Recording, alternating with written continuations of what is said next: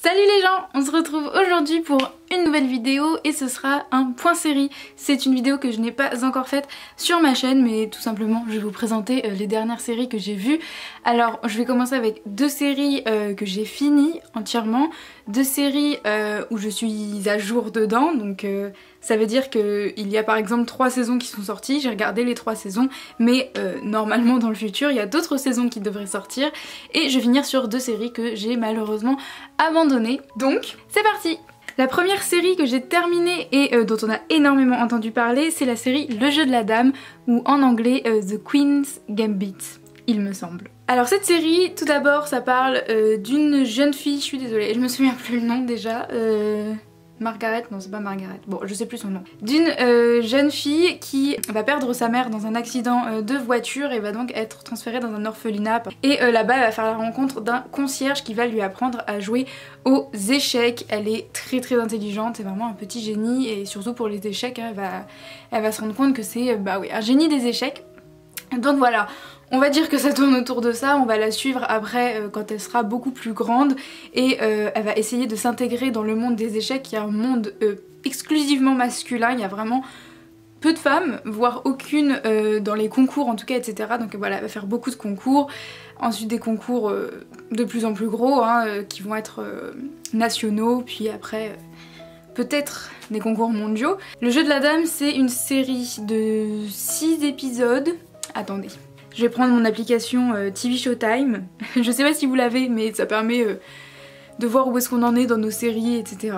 Bon moi j'aime bien cette application. Alors, donc c'est bien The Queen's Gambit en anglais, il y a 7 épisodes, voilà donc c'est vraiment très court et il n'y a pas d'autres épisodes, c'est une mini-série et donc enfin moi j'ai adoré le rythme, je trouvais était très bon, c'est très addictif, hein. Évidemment on voulait savoir comment elle allait finir on va dire toute son aventure. Les acteurs sont tout simplement géniaux, ils sont tous incroyables, j'ai adoré les acteurs, j'ai adoré les personnages qui changent des séries ordinaires je trouve. Non, vraiment c'était génial, si vous l'avez toujours pas regardé je vous la recommande à 100%. Et même les décors étaient vraiment très bien faits, on est dans les années 70 à peu près, tout est vraiment bien fait, les costumes, les décors, on est vraiment dans le monde des années 70. Franchement vraiment regardez cette série, c'est que 7 épisodes en plus, ça va pas vous prendre énormément de temps. Et en plus ça donne envie de jouer aux échecs donc pour moi ça c'est très bon point positif. Ensuite la deuxième série que j'ai fini, et là ça doit faire 8 ans, 7 ans que je suis sur cette série, c'est la série Once Upon a Time que j'avais donc commencé au collège, j'étais en 4ème il me semble quand je l'ai commencé, et au lycée j'avais un peu abandonné la série. Je l'ai reprise du coup cette année en décembre, et du coup au mois de décembre, novembre-décembre je sais plus, et du coup je l'ai fini en décembre. Enfin, la série Once Upon a Time c'est l'histoire d'Emma Swan. Un jour il y a un petit garçon qui va venir à sa porte et qui va lui dire bah en fait je suis ton fils. Elle va être en mode ok. Donc ce petit garçon vient et il va dire il faut que tu me redéposes chez moi à Storybrooke, il faut que tu nous sauves d'une malédiction etc.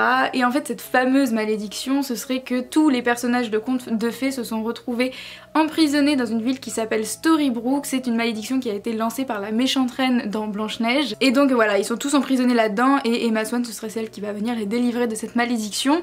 Elle évidemment elle n'y croit pas mais elle fait face à son fils, c'est vraiment, sur le coup c'est vraiment son fils. Donc elle veut partager un peu de temps avec lui, elle va le ramener à Storybrooke etc.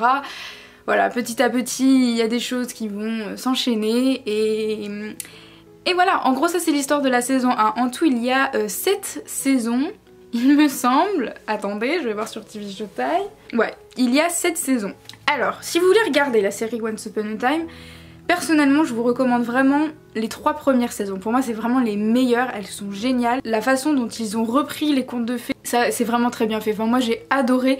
Et les personnages, même si dans la saison 1 ça peut paraître tout noir ou tout blanc, petit à petit on se rend compte que voilà, les personnages ne sont pas soit tout blanc soit tout noir, ils sont gris, ils ont tous fait des erreurs, ils ont tous des choses à se reprocher, et il y en a évidemment où ça dérape un peu plus que d'autres. Donc là on va faire partie des méchants, d'autres qui vont essayer de se rattraper on va dire, ça va être les gentils mais ça veut pas dire que leurs fautes ne sont pas aussi graves.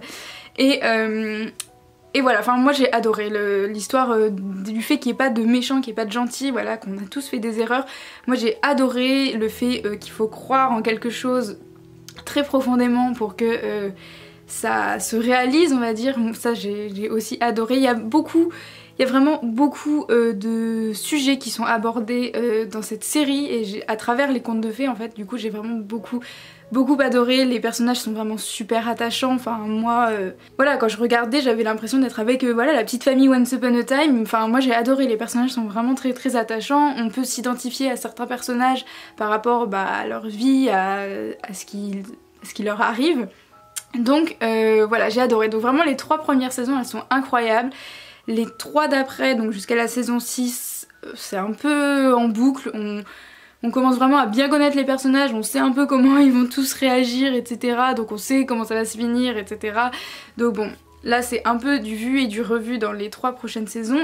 Et puis, il y a la saison 7. Et je n'ai pas compris cette saison, pour moi elle n'avait pas du tout lieu d'être, on n'est plus du tout dans l'ambiance de Once Upon a Time, on est avec des personnages nouveaux, des acteurs nouveaux, il doit y en avoir 3 qui faisaient partie des saisons précédentes. Le personnage principal qui faisait partie des saisons précédentes ne ressemble pas du tout à son personnage de base. J'ai pas du tout aimé cette saison, vraiment je vais pas vous mentir, j'ai pas du tout aimé la saison 7, elle a été ennuyeuse en plus, vraiment je me suis ennuyée.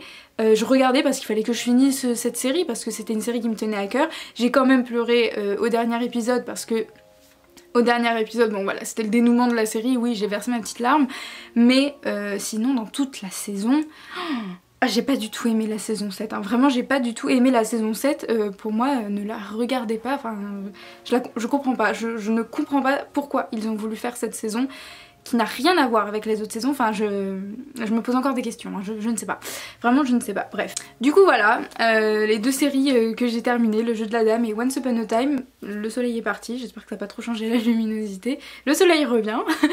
Ensuite dans les séries où je suis à jour, la première série dont je voulais parler c'était Alice in Borderland, qui est une série japonaise, et donc c'est une série Netflix, donc là aussi je crois qu'il y a 7 ou 8 épisodes, il y en a vraiment pas beaucoup dans la saison 1, j'attends la saison 2 avec une si grande impatience.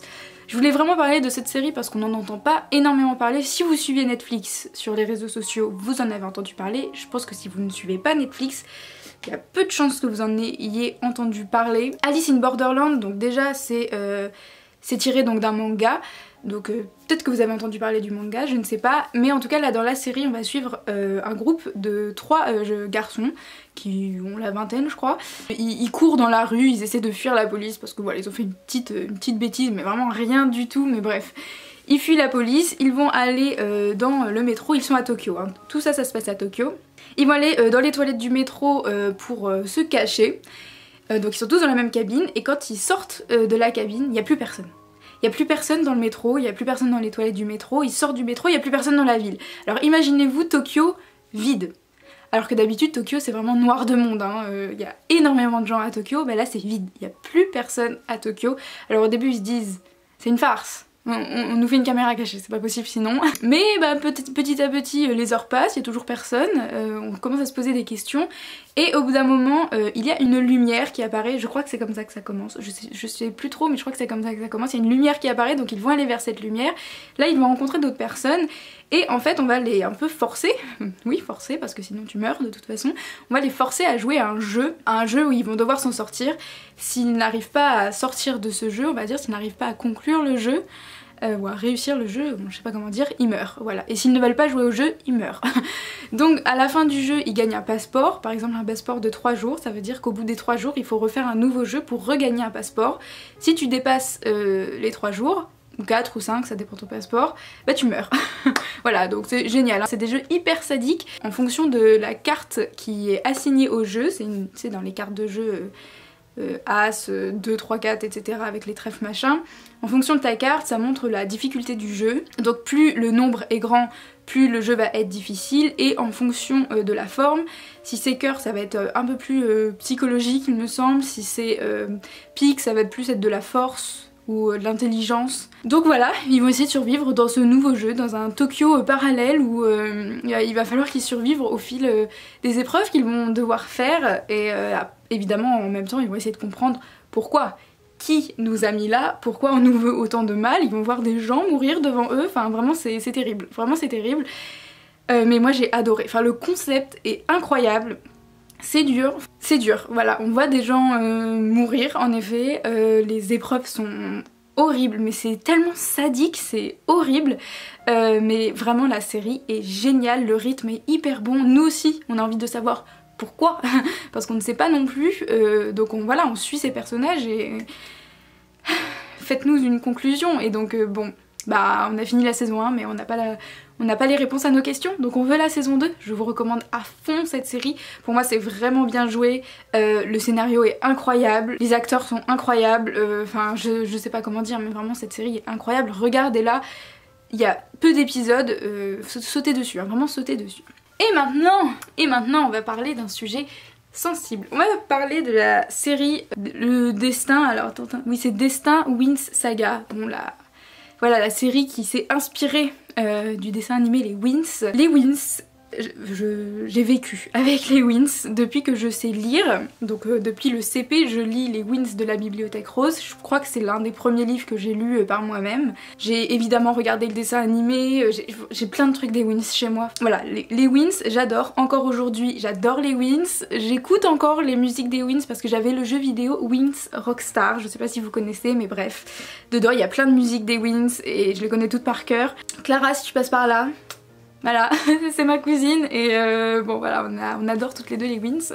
Alors attendez, et je vais tout vous expliquer depuis le début. J'ai su qu'il y allait avoir une saga les Wins il y a début 2020. Ouais, ça doit être début 2020, c'est Netflix qui l'avait dit, j'étais en mode ouah trop bien. Ils vont enfin faire une série sur les Wins, c'est trop bien. Après je me suis dit, j'ai peur de comment ils vont l'adapter. Parce que moi les trucs que j'adore et qui sont adaptés, c'est un peu ça passe ou ça casse, voilà, j'ai mon univers dans ma tête, si c'est mal fait, bon, je vais être, voilà.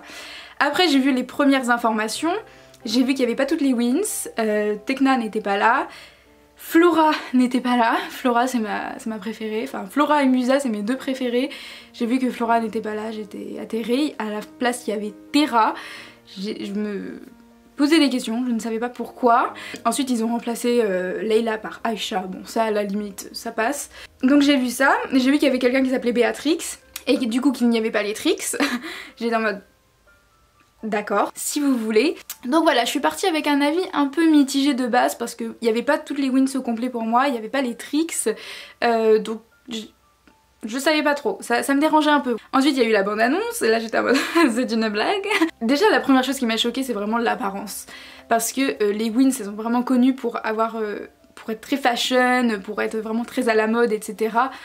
Là je sais pas, je sais pas, ce qu'ils ont fait, les designers qui ont voulu les faire ressembler à des femmes de 40 ans, vraiment des habits qui ne correspondent pas du tout aux Wins. Ah quand j'avais vu la photo j'ai pas compris, j'ai quand même pas du tout été d'accord avec le déferlement de haine qu'il y a eu contre l'actrice de Terra.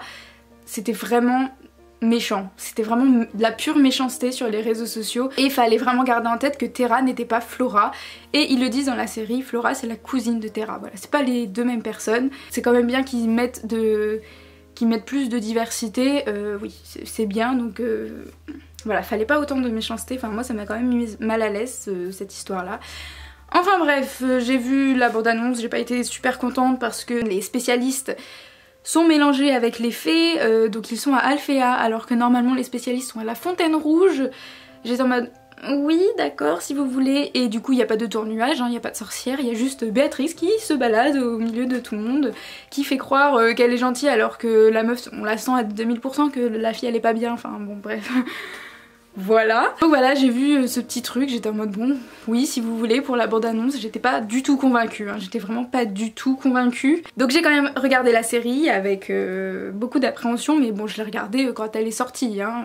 Je l'ai vraiment regardée très vite. J'ai adoré. Alors, c'est mitigé quand même, mais au final on va dire que j'ai adoré parce que c'est un peu un péché mignon, je l'ai regardé 2 fois. Voilà, je vais pas vous mentir, j'ai quand même beaucoup aimé, je me suis vraiment attachée à cette série, je veux savoir, je veux voir la saison 2. Mais les 3 premiers épisodes étaient très compliqués, je soupirais presque toutes les 10 minutes. Pourquoi je demande pourquoi ils ont enlevé l'amitié qu'il y avait entre Bloom et Stella. Stella c'est la personne qui trouve Bloom sur Terre, qui la ramène à Alphéa et qui fait d'elle une fée. C'est Stella qui fait le lien entre Bloom et Alphéa. Après elles vont donc devenir meilleures amies, enfin vraiment c'est une très très belle amitié je trouve. Pourquoi en faire des ennemis dans la série? Et surtout, mais pourquoi ce triangle amoureux avec Sky? Nous, ce qu'on veut aujourd'hui, on en a marre des petites guéguerres entre filles, on veut de la sororité. Là, il n'y en avait pas du tout, il y avait un triangle amoureux avec Sky alors que Stella n'a jamais été intéressée par Sky. Évidemment, Brandon n'est pas là, hein, parce que bah, si Brandon était là, il n'y aurait pas ce problème-là, mais là, il n'est pas dans la série, ça m'a saoulée, ça aussi. Voilà, donc il y a eu ce triangle amoureux qui pour moi n'avait pas du tout lieu d'être. S'il vous plaît, on voulait une belle amitié entre Bloom et Stella. Là, Stella, elle était chiante, elle m'a saoulée. Pendant ces 3 premiers épisodes, bon, non, jusqu'à la fin de la saison, hein, pour de vrai, j'ai vraiment pas du tout accroché à Stella. Il y a beaucoup de points négatifs quand même, hein, je tiens à le dire. J'ai beaucoup aimé la série, mais je vois les points négatifs, il y en a vraiment beaucoup. Riven, par exemple, je sais pas ce qu'ils en ont fait, c'est n'importe quoi. C'est vraiment le petit rebelle qui fume, qui boit, etc., qui fait des choses en cachette, nanana. Oui, Riven a un fort caractère dans la série, dans le dessin animé, oui, il a aussi fait pas mal de conneries, mais il est pas dans cette optique d'être rebelle, d'être le premier à faire n'importe quoi, etc. Pas du tout, oui, il a un fort caractère, mais ça va pas jusque là, c'est... Le mec, il est juste paumé, et moi ça m'énerve, genre, Riven, j'ai pas du tout aimé, alors que j'adore Riven, c'est vraiment un personnage que j'adore dans les dessins animés. Évidemment, du coup, il y a pas l'histoire d'amour avec Musa. Ils ont fait n'importe quoi avec les histoires d'amour, hein. Pour moi je tiens quand même à le préciser, ils ont fait n'importe quoi. Musa, Riven pour moi c'est le couple phare des Winx, parce que c'est le couple le plus réaliste en fait je trouve. Et bon bref là ils en ont rien fait du coup puisqu'il n'existe pas ce couple. Voilà. Terra, en fait Terra... Terra elle fait un peu pitié, voilà. Déjà par rapport à toutes les critiques qu'il y avait eu au tout début, ça faisait mal au cœur, mais là son personnage fait pitié, hein, on va pas se mentir. J'ai eu un peu de mal avec Terra, j'espère que ça ira mieux à la saison 2. Bloom, pour moi c'était très bien, elle ressemble vraiment au personnage du dessin animé, aussi chiante que le personnage du dessin animé, donc ça va, c'était parfait. Aisha j'ai beaucoup aimé, alors elle c'est vraiment celle qui relevait tout, hein. Pour moi parmi les filles, Aisha merci d'être là parce que c'était quelqu'un qui pour moi réfléchissait bien, vous voyez, par rapport aux autres, qui faisait pas des conneries et qui était lucide, donc voilà, ça faisait du bien. J'ai bien aimé l'histoire, en fait j'ai bien aimé l'histoire avec les brûlés, je trouvais que ça c'était vraiment une très très bonne histoire, puis après une autre histoire avec... un peuple, voilà, pour ceux qui ont vu, vous savez de quel peuple je parle, du coup ça j'ai beaucoup aimé. Voilà, tout le scénario pour de vrai était plutôt pas mal, même si les choix de Bloom m'énervaient à un point pas possible. Finalement j'ai vraiment bien aimé, c'était voilà mon petit péché mignon, même si voilà il y a beaucoup de points négatifs que j'ai relevés, enfin je soupirais vraiment beaucoup. Puis on parle même pas des remarques homophobes, grossophobes sur les rousses, etc. Enfin, au bout d'un moment, Riven il dit les rousses c'est les plus folles ou je sais pas quoi, un truc comme ça, mais non, tu dis pas ça. Bon, bref, ce genre de remarques c'était pas du tout obligatoire, je trouve, mais bon, voilà, là on en a eu de toutes les sortes, hein, des remarques comme ça. Pas de remarques racistes par contre, encore heureux, mais beaucoup de défauts dans cette série, mais finalement je l'ai beaucoup aimé. C'est ma conclusion. Et enfin, 2 séries que j'ai abandonnées. Alors d'abord c'est la série La Révolution, qui est une série française qui parle donc de la Révolution, mais d'une autre façon. Ils disent un truc, ils disent et si on nous avait pas tout dit sur la Révolution ou un truc comme ça. En gros ce serait que il y a une maladie qui se transfère parmi les nobles, qui fait qu'ils sont ultra violents et c'est pour ça qu'ils attaqueraient la population. C'est absolument n'importe quoi. Revisiter l'histoire, on va dire, je veux bien. Mais alors là, à ce point, c'est non. Enfin, la Révolution française, c'est le peuple qui a décidé de se battre pour ses libertés, de se battre pour manger, pour survivre, de se battre contre une monarchie qui l'oppresse, contre une aristocratie qui l'oppresse. La Révolution française, c'est vraiment voilà, le peuple qui a décidé que stop, ça suffisait, on va se lever contre tout ce système dont ils ne peuvent plus. Et c'est ça la Révolution. Et alors là, ah bah non, on va se battre parce qu'ils ont une maladie qui nous attaque. Et c'est n'importe quoi, enfin c'est n'importe quoi. Ça m'a énervée, j'ai vu que 2 épisodes de cette série, je me suis dit ça va pas le faire, je vais arrêter. Pourtant les décors étaient vraiment bien faits, je trouvais qu'il y avait vraiment l'ambiance du 18e siècle. Moi je trouvais que c'était vraiment bien fait au niveau des décors, des costumes, etc. Mais alors pour l'histoire, en fait le scénario n'allait pas. À partir du moment où le scénario ça ne va pas, moi j'arrête. C'est bon, ça m'a énervé en fait, ça m'a vraiment énervé et j'ai pas voulu continuer. Et la deuxième série que j'ai abandonnée, c'est la série Sweet Home, qui est une série coréenne, une série d'horreur coréenne. En gros on va suivre plusieurs personnes qui vivent dans le même immeuble, qui vont devoir se confiner parce que l'État a dit qu'il y avait un virus qui circulait. Tiens, qu'il y a un virus qui circulait, qu'il fallait vraiment tout confiner et si vous commencez à avoir certains signes, il faut vous enfermer, il faut voir personne, etc. Et en fait, cette maladie, ça fait que tu te transformes en monstre. En fait, le problème, c'est que du coup, ils vont se confiner, ils vont tout barricader dans leur immeuble, mais dans l'immeuble, il y a aussi des monstres, donc petit problème. On va suivre ça, j'ai pas du tout accroché. J'ai vraiment pas accroché. Alors là, j'ai regardé combien d'épisodes? J'ai dû en regarder 3.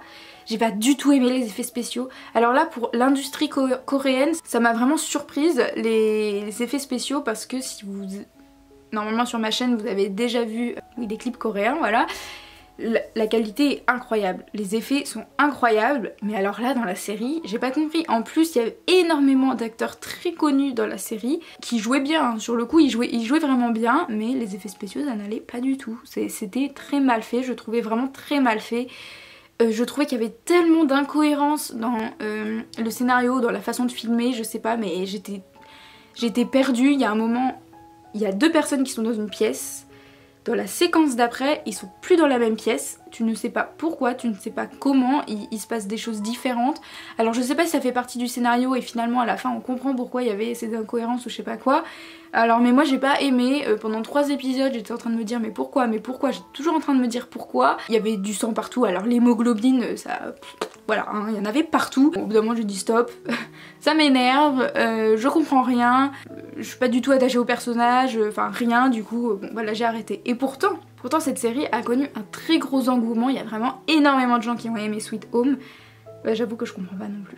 Si vous voulez, je vous mets une vidéo en barre d'infos de quelqu'un qui a adoré Sweet Home, comme ça vous pourrez voir son avis qui contrastera avec le mien. Si vous avez aimé Sweet Home, n'hésitez pas à me le dire aussi en commentaire, mais avec moi ça ne l'a pas fait. Donc voilà, j'espère que cette vidéo vous en a plu. Oula, j'espère que cette vidéo vous a plu. Oui c'est ça, j'espère... Oh là là. J'espère que cette vidéo vous a plu, je vais en refaire d'autres parce que je regarde énormément de séries. Là j'ai une autre liste de 6 séries à vous présenter, donc pour ça il n'y aura pas de soucis. Si vous aimez ces vidéos, il n'y a pas de soucis, je vais en refaire d'autres. Et on se retrouve pour une prochaine vidéo. Soyez en forme, soyez en bonne santé, soyez heureux. Bisous!